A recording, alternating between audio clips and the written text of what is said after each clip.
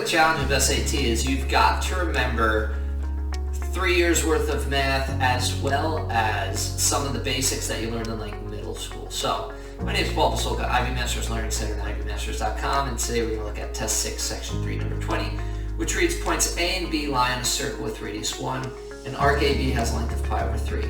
What fraction of the circumference of the circle is the length of arc AB?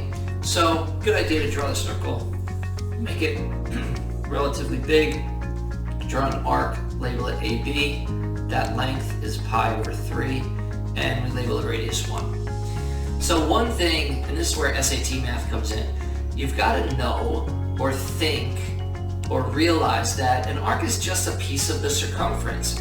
So finding the circumference is going to help me to find my answer here. So C equals 2 pi r. Since your r is 1, then your circumference is simply 2 pi. And so you've also got to know that if you've got the length of the arc over the circumference, you also got the fraction of the circle. This could apply, and I know this is outside the scope of this question, but this could apply to degree measure over 360. It could also apply to radians over 2 pi, and one more, area of the sector over area of the circle. So here, what do we have? We have a length of pi over 3. Remember, fraction's part over whole. That's your part. What's your whole? It's 2 pi.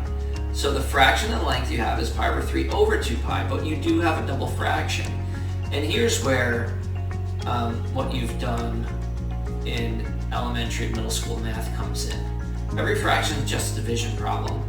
Pi over 3 over 2 pi is the same as pi over 3 divided by 2 pi over 1.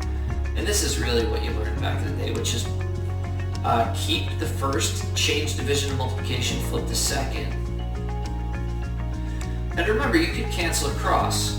Cancel the pi's.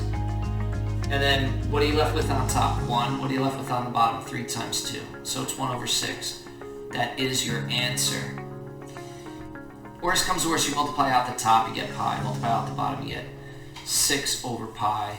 But remember, when you cancel the pi's, it does not give you 6. The 6 is on the bottom, so it's pi over 6. It's another very common mistake. So our answer here is 1/6. Thank you for joining us today. If you like this video, click like. You can share it with someone who has trouble with circle questions, geometry, circumference type stuff. If there's any question you'd like to see answered from any official PSAT or SAT or DCT, leave that in the comments. I'd be happy to shoot a video on it. And click subscribe so you don't miss anything. Have a great day.